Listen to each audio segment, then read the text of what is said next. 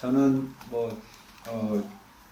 서울대병원에서 국제진료센터 소장을 한 5년 했고 국제사업 본부장을 한 3년 했나? 그리고 제가 이제 국제사업 본부장 할 때 맡은 이제 제일 큰 프로젝트인 하나인 그 이제 쿠웨이트에 있는 뉴자완 하스피탈 프로젝트를 지금 이제 마지막까지 성사시키고 있습니다. 4년 동안 지금 하고 있는데 지금 쿠웨이트 법제처에서 좀 약간 계류 중이어가지고 마지막 계약서가 시간이 필요할 것 같은데 제가 국제사업 본부장 하면서 서울대병원에서 SKSH라고 그 UAE에 있는 병원을 지금 8년 됐습니다. 첫 5년을 했고 두 번째 재계약을 해서 지금 3년 정도 지났고 향후 한 1년 정도 남았어요. 1년 반 정도 남았습니다. 그런 상태에서 SKSH를 운영할 때는 처음 하는 거기 때문에 여러 가지 그냥 사인하는 거에 중점을 둬서 여러 가지 불리한 조건들 그리고 앞뒤 가리지 않고 이렇게 진행을 했는데 이제 쿠웨이트 사업은 그때 경험을 바탕으로 조금 더 이제 세련된 모델 그런 거를 많이 했고 관련돼서 이제 몇 가지 것들이 이제 큰 변화가 있는데요. SKSH하고 쿠웨이트 모델은 쿠웨이트 이 사업이 파이널라이즈 될 가능성이 많다고 저는 기대하고 있는데 혹시 안 되더라도 추후에 이제 다른 병원 사업을 하게 된다면 고려해야 될 사항들일 텐데요. 먼저 우수 인력이 있지 않습니까? 이제 그쪽에서 필요한 것들은 중동에 있는 병원들은 좀 나라마다 좀 다른데 UAE 같으면은 거의 모든 의사들을 외국에서 수입하는 단계이고 쿠웨이트 같은 경우는 거기 자체 의사들이 상당한 수준이 있습니다. 웬만큼의 그 수준은 있고 대신 굉장히 하이엔드 테크놀로지를 하는 의사들이 좀 필요한 거고 자기들한테 와서 교육을 해주는 프로그램을 원하는 됩니다. 그래서 SKSH는 전체 의사의 처음에는 거의 한 7, 80%가 한국에서 온 의사들이었는데 여기는 의사가 한 5%밖에 안 됩니다. 이제 그 쿠웨이트 병원은 그 한국 사람의 의사 비율이 한 10% 조금 안 되고요. 간호사인 경우는 지금 한 5% 한국에서 파견 나가고 뭐 이런 구조인데 가서 소수의 정예의 멤버가 가서 교육하고 나오는 프로그램으로 구성이 돼 있고 그게 그렇게 하려고 그러면 여기에 있는 우수 인력들이 굉장히 제한되지 않습니까? 저는 이제 간이식 하는 사람인데 간이식 하는 사람 몇 명 없는데 제가 거기 가버리면은 여기는 어떻게 합니까? 이제 그런 얘기가 나오지 않습니까? 그래서 SKSH는 아예 그쪽으로 고용돼서 거기에서 살고 갈 때는 서울대병원 임상교수 타이틀은 주지만 완전 별개입니다. 그 사람들은 거기서 사는 사람들이고 저희 서울대병원하고 상관없는 사람들인데 이 쿠웨이트는 일종의 로테이션 개념으로 했습니다. 그러니까 제가 가고 한 3개월도 좋고 6개월도 좋고 돌아와서 다른 사람이 또 이렇게 가고 마치 연수 가듯이 몇 년씩 이렇게 거기 갔다 오는 개념으로 해서 하려고 그러면 제일 중요한 게 이제 면허를 바로 줘야 되겠죠. 내일 당장 가서 진료할 수 있게 하려고 그러면은 면허를 바로 인정해 줘야 되는데 SKSH UAE는 시험을 봐야 됩니다. 시험을 보는데 저 같으면 간이식 전문가인데 간담체 전문가가 와서 최담도를 물어보면은 저는 잘 모르거든요. 너무 스페셜라이즈 돼 있으니까. 근데 거기 통과 못하면은 떨어지거든요. 너무 스페셜라이즈 돼서 이제 그런 것들을 다 없애고 여기 면허 주는 거 그리고 여기에 신분을 유지하는 거 그러니까 여기 교수직을 유지하고 사학연금 뭐 이런 것들 다 낼 거 하고 TU 유지해주고 이제 언제든지 이렇게 로테이션으로 채울 수 있는 거 그리고 외과나 무슨 어떤 시술하는 손으로 직접 해야 되는 사람들만 가는 구조고요. 나머지는 다 이 원격으로 이제 처리를 해야 되는데 내과적인 이제 진료 그 다음에 영상 판독 그리고 이제 그 병리과의 병리 슬라이드 판독하는 것들은 다 어떤 원격 진료 시스템으로 해야 되기 때문에 지금은 상당히 좀 프리미티브합니다. 그러니까 지금 생각은 뭐 그 웹이나 뭐 이런 식으로 해서 거기에 한번 뭐 어떤 의사를 두고 그 의사를 통해 가지고 이렇게 하는 방식을 생각하고 있는데 좀 더 고도화된 시스템이 있다면 더 좋겠죠. 그러니까 사람을 직접 안 보내더라도 거기서 진료를 하고 여기서 진료한 사람에 대해서는 그쪽에서 페이하는 형태로 해서 했고요. 그러니까 면허 발급이 굉장히 간소화시켰다는 거, 그리고 지금 한국 병원과의 소속감을 계속 유지시키는 거. 가장 중요한 게 그런 사람들이 왜 가느냐 이거죠. 3개월이든 6개월이든. 그러려면은 뭐 경제적인 베네핏이 있어야 될 거 아닙니까?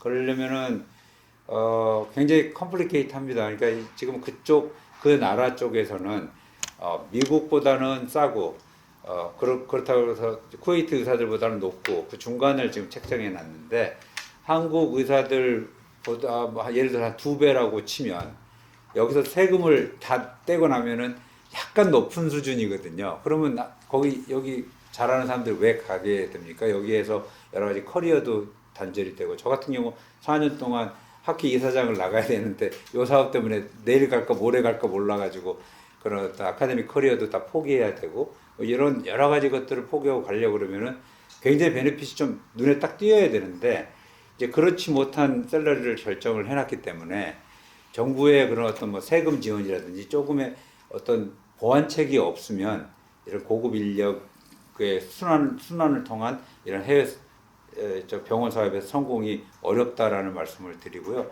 아까 면허 관련돼서도 사실 한국보건부에서 개런티를 해줘야 됩니다. 그쪽 G2G 형태로 약간 그 면허에 관한 그런 그 협약이 좀 필요하고 있고요. 지금 보건복지부에서 많이 모니터는 해주고 도와주고 계십니다. 그래서 잘 되고 있는데요.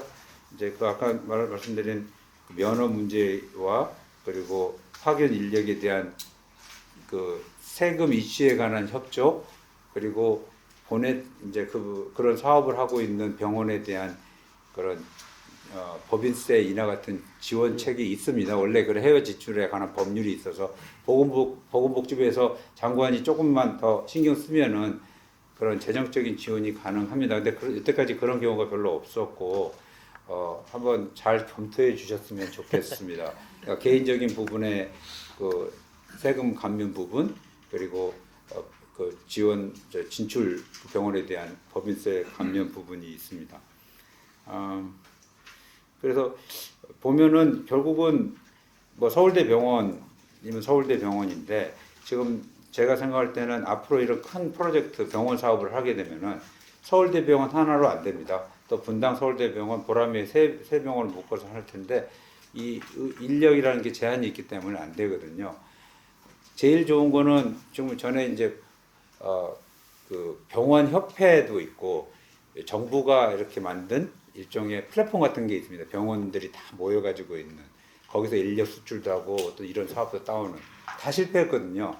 왜냐하면 서울대 병원이라는 병원 하나 이름이 훨씬 이런 어떤 코리아 무슨 뭐 여러 가지 잡다한 병원들이 모여있는 집단보다는 훨씬 더 강력합니다. 이 비즈니스 모델에서는. 대신 사람이 조금 제한점이 있기 때문에 이거를 약간 정부에서 좀 관심만 가져주면 국립대 병원 네트워크를 이용한다든지 뭐 메이저 병원이라든지 어떻게 묶어만 주면 예를 들어서 거기서 나오는 수익금을 일부 거기다 쉐어해주고 이 사람들을 거기서 같이 보내고 한 플랫폼으로 보내고 다시 리턴하면 그 자리로 다시 보내주는 이런 것들을 해야지만 큰 프로젝트는 성공할 거다라는 말씀을 드립니다. 저희는 그 대형 병원의 이제 병원 정보 시스템을 판매하는 회사입니다. 서울대병원 자회사고요. 원래는 서울대병원에서 20년 전에 자체적인 시스템을 만들어 가지고 스스로 만들어서 쓰려고 만든 회사였는데 하다 보니까 이제 사업을 서울대병원께 마음에 든 병원들이 나타나서 그거를 판매하다 보니까 지금 대형 병원에서는 저희 그 회사의 제품이 가장 많이 팔리고 있습니다. 그러니까 쉽게 말씀드리면 우리나라에 42개 상급 종합병원이 있는데 그 중에 15개가 저희 거를 쓰고 있거든요. 반까지는 아니어도 사실 상당히 대여섯 개 이상 판 회사가 없거든요. 그래서 저희가 이제 마켓쉐어로는 1위고 넘버원이다 이런 말씀 드리고 싶고요. 그래서 이제 그러다 보니까 그 우연찮은 기회에 그 10여 년 전에, 8년 전에 굉장히 좋은 기회가 생겼었는데요. 그 당시 이제 보건복지부 산하의 뭐 보건산업진흥원 이런 데서, 예, 그죠? 예, 그 G2G, 그때 사우디하고 G2G 뭐 협약하고 막 그랬었거든요. 예, 그때 박근혜 대통령님 때였어요. 예. 그래서 이제 그때 그 보건산업진흥원에 아직도 계는데 김진아 사무관님이 예, 그 당시 예. 그분이 막 정말 엄청나게 다니셨죠. 사우디 바닥을 완전 누비고 다녔고 이제 코트라는 조금 뭐 부가적인 역할을 좀 했는데 그래서 저희도 이제 자꾸 가자고 그래가지고 그 당시 센터장이셨나요? 김 센터장님 손에 이끌려가지고 사우디 보건부 MOH 사무실까지 들어갔어요. 그래서 차관도 만나게 해주고 그랬거든요. 예. 그러니까 정부 기관에서 그런 첫 다리를 놔준 거죠. 그래서 여기 사우디의 이 헬스케어 이런 체계는 이런 거구나라는 거를 처음 겪었습니다.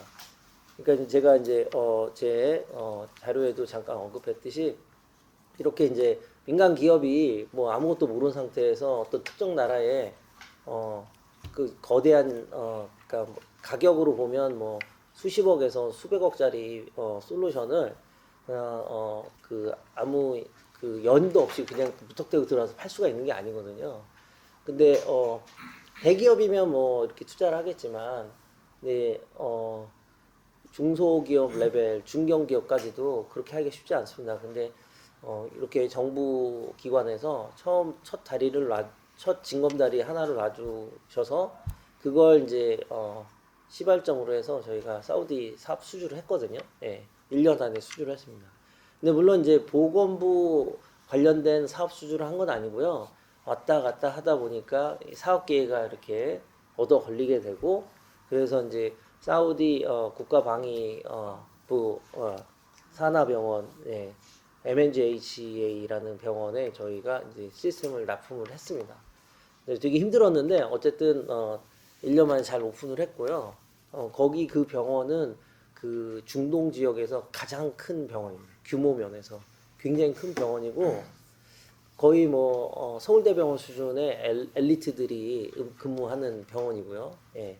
국가방위부가 보면 이제 그 왕을 포위하는 군대거든요.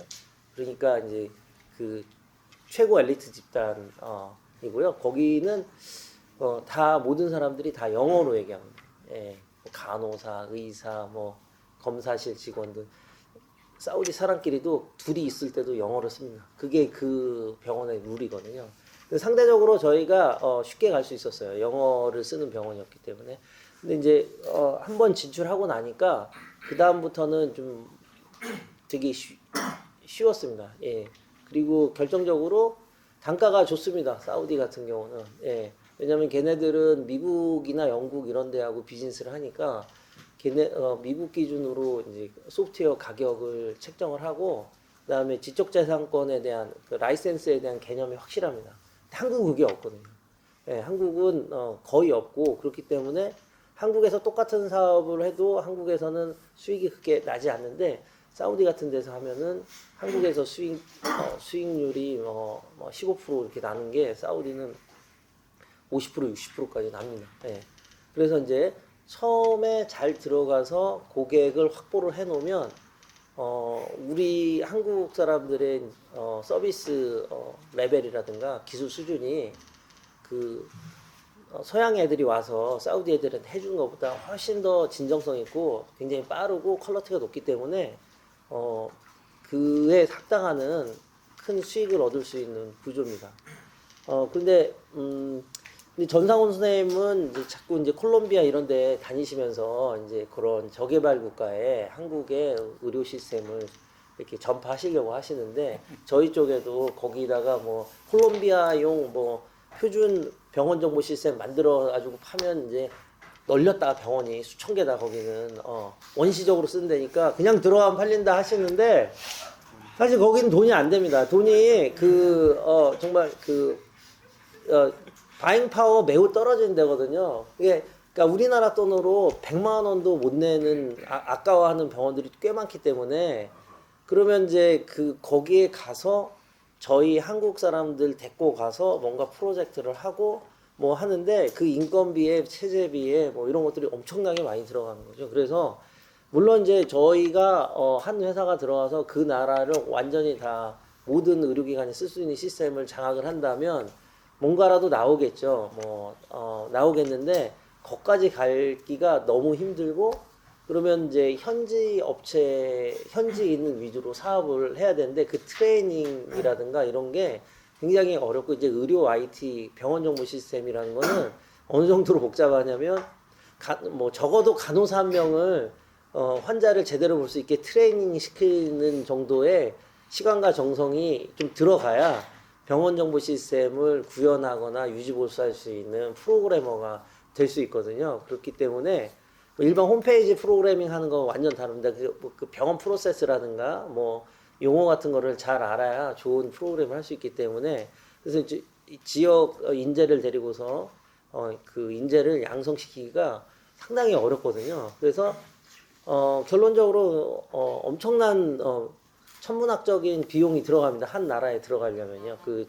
그래서 이제 그런 거는 사실은 그 일개 기업이 하기에는 굉장히 리스크가 크기 때문에 상당히 어렵고 이제 뭐 여러 계기가 있어서 초기 한 병원에 진입할 수 있는 뭔가의 서포트를 받는다면 그 다음부터는 아무리 그 돈이 없는 나라들도 쉽게 갈 수가 있습니다. 거기 교두보가 확보되기 때문에 그 병원 중심으로 인력을 양성을 해가지고 그 자체 지역 뭐 회사나 신뢰할 수 있는 파트너를 통해서 이렇게 확장시킬 수 있는 체계가 쉽게 열리거든요. 그래서 이제 그래서 제가 드리고 싶은 말씀은 헬스케어 ICT가 한 나라를 가기가 굉장히 어렵다는 겁니다. 왜냐하면 아까 전에 뭐 여러 가지 인력 문제도 있지만 헬스케어는 제도에 영향을 많이 받습니다. 예, 그 특히 직접 진료에 관련된 이 시스템이라든가 뭐 장비 이런 것들은 국가의 법이라든가 뭐 정책 이런 거에 굉장히 영향을 많이 받고 있고요. 그렇기 때문에 미국에서 굉장히 잘 나가는 에픽 서너 뭐 매출이 7조 원쯤 되는 그 공룡 EMR 회사 그 병원 정보 시스템 회사는 우리나라에 절대 못 들어옵니다. 왜냐하면 우리나라에 이제 보험 건강 국민 건강보험 그 수가 체계를 그게 엄청나게 복잡한 거거든요. 그거를 해석해가지고 솔루션을 구축하는 게 거의 불가능에 가깝기 때문에 절대 못 들어옵니다. 그런 것처럼 그런 체계가 복잡한 선진국, 사회보장이 잘 돼 있는 선진국에 들어가는 기가 굉장히 어렵고요. 근데 그럼에도 불구하고 저희가 재작년에 일본에 갔잖아요. 일본이 우리나라하고 거의 보험 체계가 거의 난이도가 거의 비슷한데 저희는 그래서 보험 쪽은 개발을 못하고 그쪽 로컬 업체 거하고 인터페이스 하는 형식으로 해서 올해 1월 1일 날 오픈을 했는데 역시 저희가 모르는 깨알 같은 규제와 제도 이런 것들이 너무 많더라고요.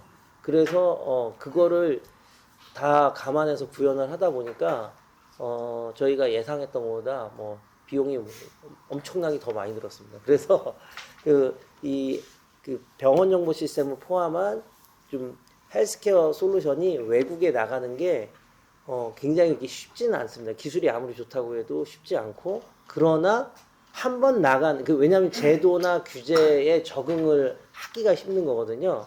그 문화나 근데 거기 한 번 가서 레퍼런스 확보했다는 거는 제도 문화 그다음에 규제를 다 뚫고 자리 잡았다는 얘기거든요. 그 다음부터는 이제 쉬운 거죠. 근데 그 장벽을 뚫기가 일개 기업이 하기는 너무 어렵기 때문에 예를 들어서 이제 뭐 보건복지부라든가 뭐 산업자원부 또는 과기정통부 이런 데에서 처음에 이제 인큐베이팅을 특정 나라에 대해서 인큐베이팅을 딱 해주면 시장 분석하고 근데 거기에 가려면 이런 거 맞춰야 되고 너네가 들어갔을 때 거기서 법인을 어떻게 세워야 되고 세금 이슈나 뭐 여러 가지 이런 이슈는 우리 이렇게 해야 되고 그 다음에 경우에 따라서는 몇몇 좀 잘 맞는 고객도 좀 소개해주고 이 정도까지 해주면 그야말로 민관 합작으로 특정 나라의 그 병원 정보 시스템이나 헬스케어 IT 솔루션을 들이밀 수 있는 그런 좋은 모델이 될 거라고 생각합니다. 생각보다 그 독일, 프랑스, 뭐 스페인 이런데 되게 선진국이잖아요. 특히 영국 되게 선진국이죠. 근데 병원 정보 시스템은 한 80년대 우리나라 80년대 수준으로 되게 낙후되어 있습니다. 근데 잘 들어가서 자리만 잡으면 뭐 좀 과장해서 노다진데 들어가기가 쉽지 않다는 겁니다. 예. 그 들어가는 거를 누군가가 인큐베이팅을 해주면 확실히 크게 먹을 수 있는 시장이다. 그 말씀을 드리고 싶습니다. 감사합니다. 사실 제가 아까 이명박 대통령 때 그 얘기를 하셨잖아요. 2009년도에 의료법 개정이 되면서 외국인 환자 유치 사업을 처음 시작을 제가 했습니다. 그래서 지금 아까 말씀하시는 그 라스 알카이마 진출하는 것부터 해서 그다음에 여기 국방부 병원에 그 사우디아라비아 나가서 그때 황희 교수님이랑 같이 중동을 누비고 다녔었는데 그래서 사실은 저는 이제 김조현 센터장은 진흥원에서 계속 그 업무를 맡았고 저는 또 이걸 하다가 또 제가 또 제약 쪽에 가 있다가 다시 또 해외 진출 과장으로 또 14년도에 왔다가 또 16년에 있다가 또 다시 갔다가 제가 이번에 세 번째 이 업무를 맡는 거예요. 그러셨구나. 네, 세 번째 이 업무를 맡게 됐는데 사실은 이제 아까 말씀드리면서 참 주마등 같이 예전에 했던 일들이 생각이 나더라고요. 그러니까 2009년에 처음으로 중동 시장 개척단이라는 걸 만들어가지고 이제 왜냐하면 의료 서비스가 산업이 된다라는 개념 자체가 없던 시절이었잖아요. 그래서 사실은 제가 이제 영국에서 공부를 하고 메디컬 투어리즘을 하면서 뭐 영상의학 같은 걸 한국에서 좀 해서 이런 아이디어는 제가 갖고는 이제 거기서 제가 공부를 하고 들어오면서 아이디어는 갖고 있었는데 이상하게 타이밍이 맞았는지 어쩐지 딱 들어오니까 의료법이 개정이 돼 있고 그 예비비 추경이 딱 따져 있더라고요. 그래서 그때부터 이제 브리나케 그 코디네이터라는 직업도 만들고 외국인 유치기관 지정도 하고 그러면서 중동을 돌아다녔는데 중동을 돌아다녔던 이유는 국가에서 그 환자를 보내면서 그 비용은 국가가 전체가 부담을 하는 거예요. 그러니까 나머지 메디컬 투어리즘은 와서 자기 개인 베이스가 내든지 아니면 본인이 가입하는 보험에 따라서 인슈런스 컴퍼니가 인터내셔널하게 의료기관을 리크루트 해가지고 그 의료기관에 지급을 하는 거죠. 그래서 이제 그렇게 했는데 실제로 그때는 정말로 이 한국 의료가 알려지지가 않았었어요. 그러니까 한국 의료는 우리 내에서는 되게 잘한다. 뭐 5-year survival rate가 한국이 상당히 좋다. 그 다음에 한국은 의료가 미국에 대비해서 굉장히 가격이 저렴하다. 미국 대비. 그래서 그런 것들에 대한 거를 했지만 실제로 그 의료를 국가 간의 계약에 따라서 환자를 보낸다는 거는 사실 굉장히 국가 간에 저는 의료가 어떤 분야보다는 그 환자를 보내는 그 국가 간의 계약이라는 거는 가장 하위의 그 협력이라고 생각합니다. 그러니까 자기 환자를 그 나라에다가 환자를 보내는 거죠. 굉장히 그 계약으로 따진다면은 굉장히 신뢰성이 높고 그 국가 간의 계약 중에 신뢰를 하는 그런 계약이죠. 근데 사실은 뭐 태국, 싱가포르보다는 저희는 훨씬 더 잘해낼 수 있는 자신도 있었고요. 그 다음에 이제 아까 시스템 얘기하셨지만 근데 중동이 쉽지 않은 시장이에요. 나갔다가 보고할 수도 1년, 2년 만에 아마 거의 다 철수를 했습니다. 무슨 말이냐면은 의료기관을 셋업하고 거기에 대해서 경험이 쌓이잖아요. 그러면 이제 한국 의사들에 대한 굉장히 시비도 걸고 비용도 굉장히 낮추면서 내고를 합니다. 그러니까 처음에 위탁할 때는 아마 라살카마 병원도 그래도 괜찮게 돈을 받았을 거예요. 근데 거기 이제 그 하드미트 병원이 12개가 14개가 있습니다. 근데 거기 가면 나중에 보면은 미국에서 존스 홉킨스가 운영하는 병원, 뭐 MD 앤더슨이 운영하는 위탁 병원들이 다 있거든요. 병원들이 경쟁을 시켜요. 각 병원들 하나씩 다 주고. 예를 들면 영국에 있는 병원도 들어와 있고 다 들어와 있는데 그 위탁 운영비를 자기네들 비밀이죠. 근데 아마 서울대병원이 어떤 상당히 자기들 입장에서는 경쟁력 있는 가격을 냈을 것이고요. 그다음에 서울대에서 가장 좋았던 거는 그 사람들이 어려운 게 뭐냐면은 존스 홉킨스에서 나와 있는 사람들이 경영만 하지 의사는 전부 다 리크루트를 뭐 인도나 이런 쪽에서 데려오거든요. 중동. 근데 이 서울대병원이 거의 100명의 의료진을 데리고 갔잖아요. 그래서 15년 3월에 50명 같습니다. 아니 간호사까지 다 포함해서 15년 3월에 제가 이제 그때 문영표 장관님 모시고 그 라스알카마 개원식 할 때 제가 갔었는데 아직 그 개원을 안 하고 우리 의료인들이 라스알카마가 그 사막 한가운데 있습니다. 사막이라 그렇고 좀 굉장히 떨어진 동네에 있어요. 저희가 이제 아부다비 두바이만 다니다가 라스알카마에 이제 장관님하고 이제 보건부 그때 행렬들이 가서 그때 성명 원장님이셨죠. 네. 네, 성명 원장님 나가실 때 가서 이제 들어가는데 그 장관님 모시고 막 박수를 치는데 막 눈물이 나더라고. 저는 아마 성명 교수님의 그 집념, 제가 2009년도부터 성명 교수님하고 중동을 같이 다니면서 프레젠테이션도 하고 그 성명 교수님의 아니야 그 집념이 그 라사엘카마 그 병원 해내지 않았나 이런 생각이 듭니다. 그리고 사실은 그 라사엘카마 병원의 모델이 뭐냐면 한국 의료인을 데리고 가서 한국적 서비스를 준다는 거였거든요. 그게 굉장히 환영을 받았고 사우디를 가니까 사우디에서 똑같은 거를 제안을 하는 거예요. 이렇게 한국처럼 해줬으면 좋겠다. 근데 아마 사우디는 이제 UAE에서는 상당히 좀 자국 의사들이 많이 일을 하고 있는 그런 병원 체계를 갖추고 있고요. 그래서 아무튼 그 라사엘카마도 그렇게 해서 나갔고, 그 다음에 2010년도에 카타르하고는 이제 심평원 시스템, 그러니까 EMR 시스템은 늘 우리가 잘하는 분야고 그 ICT 분야를 좀 저희가 많이 보내고 싶었어요. 근데 그 카타르 보건부 장관이 우리한테 왔다가 심평원에 가서 이 청구 프로그램하고, 그러니까 자기네들은 아직까지도 당뇨 환자가 몇 명인지 전국적인 이 스태티스틱스가 전혀 안 나온다는 거예요. 근데 우리는 그 심평원에서 청구되는 기록을 가면 모든 데이터가 나오잖아요. 그러니까 이제 그거 보고 깜짝 놀라셔가지고 카피앤페이스트를 하겠다. 그래서 처음에 하루만 있다 가시다가 하다가 차관을 잘했다 놔두고 차관을 3일을 한국에다가 남겨놓고 가셨어요. 그러고 나서 카타르하고 이제 막 하는데 아까도 EMR 얘기를 하셨지만 이미 그 거기도 굉장히 많은 회사들이 진출이 돼서 이미 시스템들이 있습니다. 그러니까 이제 그때 한국 시스템이 너무 비싸다. 근데 그 당시 우리가 그거를 페일을 했지만 배운 게 있었어요. 그때 처음으로 제가 이제 담당할 때였는데 처음으로 심평원 시스템을 모듈별로 만들어서 이걸 어떻게 외국에다가 설명하고 판매를 해야 되는지를 우리가 그걸 셋업해서 비즈니스 플랜을 만드는 거예요. 그러니까 우리는 그걸 한 번도 심평원 시스템이라는 게 우리가 무슨 계획을 갖고 만들었다기보다는 아주 오랜 역사를 가지고 헬스케어 우리 제도의 발전과 함께 심평원 시스템이 업그레이드가 되었거든요. 그러니까 청구 프로그램도 있고 DR 프로그램도 있고 그다음에 사람 관리하는 거, 의료기관 관리하는 이런 프로그램들이 있지만 그걸 한 번도 우리가 그거를 모듈화 시켜서 이거를 만들어서 외국에 나가서 이걸 비즈니스화하지 못한 그런 부분이 있었습니다. 그래서 그거를 그 LGCNS 뭐 하고 그다음에 3일 회계법인까지 해서 딱 팀을 만들어서 한 달 동안 그 비즈니스 플랜을 만들어 가지고요 카타르에 제시를 했었죠. 그 모델이 결국은 바레인을 갔습니다. 그래서 바레인은 아마 진출에 성공했을 겁니다. EMR 같은 경우는 그 중동 같은 데는 사우디는 처음에 보건부에서 EMR을 요청을 했는데 그 당시 EMR을 잘하는 미국 회사가 거의 보건부에 상주를 하고 있었습니다. 사우디 보건부에서. 그러니까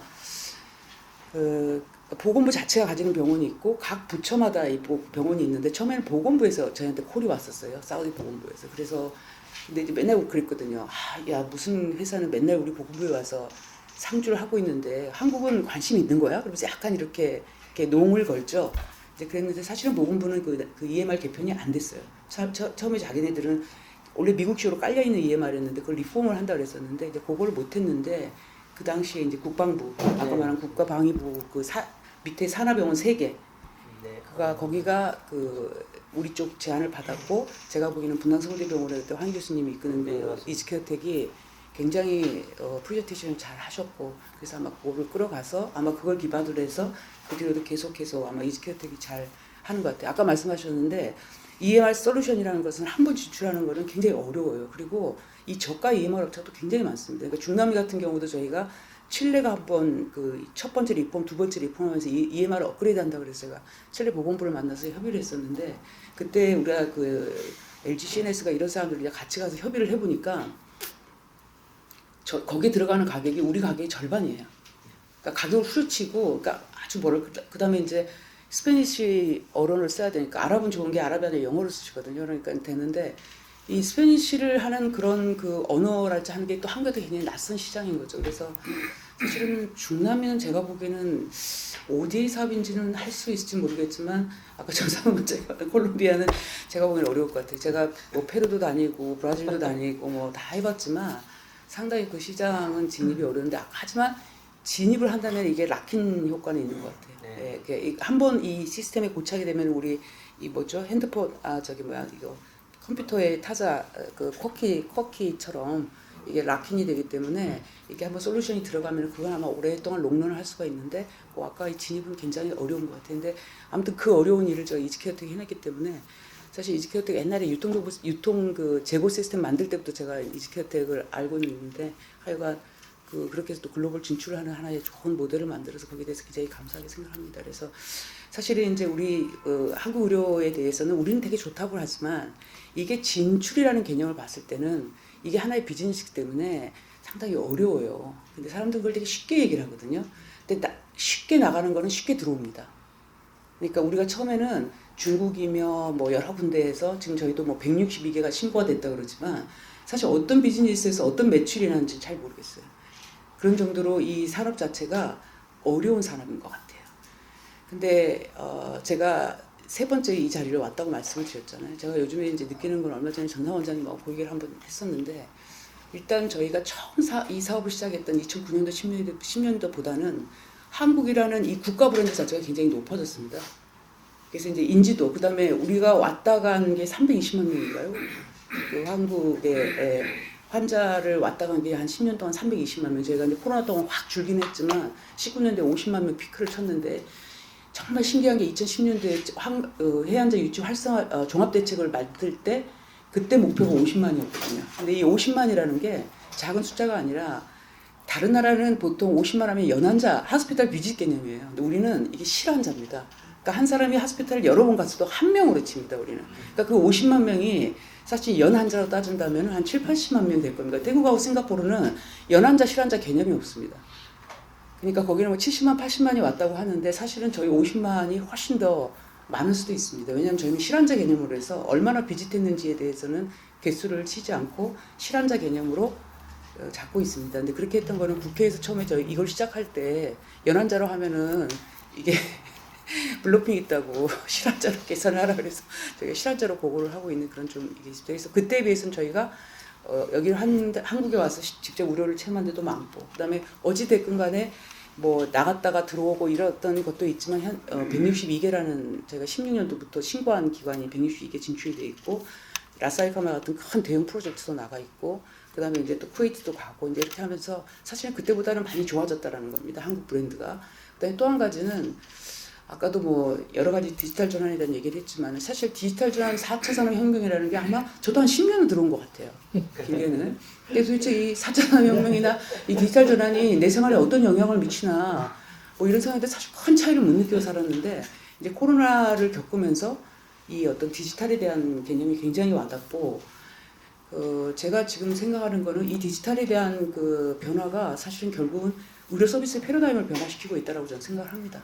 그래서 최근 들어서 이제 비대면 서비스에 대한 제도화도 얘기가 나오고 있지만은 결국 그런 수요가 이 비대면에 대한 수요, 예방 관리에 대한 수요, 그다음에 고령화 가면서 사실은 이 케어를 해줄 수 있는 사람이 이렇게 많지는 않잖아요. 우리가 생각하는 그 케어에 대한 수요가 굉장히 증가하는데 그 케어에 대한 수요를 메꿀 수 있는 게 디지털 서비스라고 저는 생각을 합니다. 그래서 그런 어떤 서비스의 변환이 결국은 우리가 지금까지 가지고 있는 의료의 경험, 그다음에 우리가 가지고 있는 ICT 능력, 그다음에 이런 것들을 잘 결합을 한다면은 전상 원장님 같은 저런 서비스가 사실은 앞으로가 우리가 나가야 할 서비스의 방향이 아닌가 이런 생각을 합니다. 그래서 이제 고전적으로 병원이 나가고 옛날에 컨벤셔널하게 나가고 환자를 데리고 하는 이런 이제 서비스의 패러다임보다는 앞으로의 생각하는 그 의료의 사업화라는 거는 사실은 어떤 플랫폼을 가지고 어떤 솔루션을 제공하고 AI 청진기, 뭐 AI 진단 뭐 이런 것들이 많이 나오고 있잖아요. 이제 그런 것들이 접목하면서 이 환자에게 예방부터 끝까지 케어까지를 돌봄까지를 전주기로 관리할 수 있는 어떤 그런 플랫폼들이 나와서 그걸 이제 우리 뭐 리모트 페이션트 뭐 매니지먼트 RPM, RTM 뭐 이런 얘기를 많이 합니다. 그래서 그런 것들에 대한 어떤 수요가 전 세계적으로 증가하고 거기에 맞춰서 우리 한국 의료가 또 하나의 어떤 도약할 수 있는 기회가 되지 않을까 저는 조심스럽게 그렇게 생각을 해봅니다. 그래서 그쪽 방향으로도 아까 뭐 정부는 늘 이 저희 우수한 우리 한국 의료를 어떤 우리 하나의 산업의 동력으로서 육성하겠다는 가장 강한 의지를 갖고 있습니다. 그래서 여기 아마 라스알카마도 그렇고 쿠웨이트도 지금 저희가 굉장히 같이 뛰고 있습니다. 그 잘 모르시는 분도 많은데 저는 잘 알고 있죠. 네, 늘 최전선에서 우리 한국 의료를 진출시키기 위해서 굉장히 노력하고 있다는 말씀을 드리고요. 쿠웨이트에 대해서는 말씀을 드리자면은 사실은 중동을 제가 굉장히 오랫동안 다니면서 느낀 건 뭐냐면 제일 들어가기 쉬운 시장은 UAE고요. UAE에서 이름을 쌓으면 사우디로 들어가더라고요. 그 다음에 굉장히 어려운 나라가 카타르예요. 카타르는 하마드 병원이라는 데가 하나가 딱 1인 집권체계처럼 아산병원처럼 한 200만을 거기서 환자를 다 보고 있습니다. 그러니까 하마드를 하나 딱 하면 되는데 하마드 병원은 그 카타르의 자존심처럼 자기들 세계적인 병원이라고 그렇게 얘기를 하거든요. 근데 그 이후에 이렇게 UAE처럼 뭐 12개, 14개 이런 병원이 있는 게 아니라 카타르는 좀 그런 그 하마드 병원 외에는 이렇게 작은 병원들, 이렇게 큰 병원들이 없고 그러니까 우리도 이렇게 모델이 무슨 센터 개념을 모델하는 건데 제가 이제 말씀드린 게 쿠웨이트인데 제가 담당하던 14년 15년 돼도 병원을 하시겠다 그래가지고 쿠웨이트에 제가 엄청 방문하면서 그 비즈니스 모델을 막 만들고 뭐 암병원 잘 안 돼요. 쿠웨이트가 의사결정이 잘 안 되더라고요. 아마 굉장히 고전하고 계실 거예요. 저도 한 2년 다니고 오만도 그런 병원 프로젝트를 한국 하고 싶다 그래서 했는데 오만하고 쿠웨이트는 잘 안 되는 것 같아요. 근데 그 이유는 오만하고 쿠웨이트가 그렇게 돈이 많은 나라는 아닙니다. 이게 이렇게 크게 그다음에 뭐라 그럴까요? 이렇게 훨씬 더 개방성이 없습니다. 그러니까 유엔이나 사우디 유엔가 제일 개방성이 강해서 다른 나라 걸 잘 받아들이고 이건 제 이제 개인적인 경험입니다. 그 사우디는 조금 검증되면 가지고 가는 것 같아요. 사우디는. 근데 이제 쿠웨이트나 오만의 경우에는 사실 뭐 GNP, GDP 같은 경우도 거의 그 다 유엔이나 완전 좀 떨어지다 보니까 이 투자 결정이 되게 늦더라고요. 투자 결정. 그래서 아마 굉장히 보충을 하실 거라 생각하는데 아무튼 저희는 열심히 지원하겠습니다. 열심히 지원하겠습니다. 그리고 아까 말씀드린 제가 결론입니다. 그래서 이게 뭐 10년 정도의 비즈니스가 있었고요. 한국에 10년 정도 비즈니스 있었지만 아까 말씀드린 내용 중에서 의료인이 가장 우수한 인재가 가다 보니까 이게 진료를 잘하는 것도 굉장히 중요한 사명이지만 이 의료를 가지고 이걸 한국의 어떤 산업을 그 GDP를 갖다가 성장시킬 수 있는 어떤 동력으로서 역할을 해야 된다. 그래서 아까 그 병원에서 이렇게 그 여러 엮어가지고 한다는 거 되게 저는 좋은 방향이라는 생각이 듭니다. 그래서 그런 거를 한국 의료인이 또 한국 의료가 병원이 이런 어떤 산업 육성을 이끌어 주셔야 생각하고요. 그 다음에 이 코로나라는 것이 또 재밌는 게 저희가 코로나 동안 의약품하고 의료기 수출이 굉장히 늘었습니다. 그러니까 딴 때는 코로나 때문에 굉장히 어려움을 겪었는데 저희 산업 분야는 코로나 때 굉장히 많이 수출을 했습니다. 그래서 그 코로나가 이상하게 한국에는 조금 기회가 되지 않을까. 마찬가지로 의료 서비스가 어떤 좀 변화되고 다른 양상으로서 발전할 수 있는 어떤 기회가 될 거라는 생각이 듭니다. 네, 이상입니다.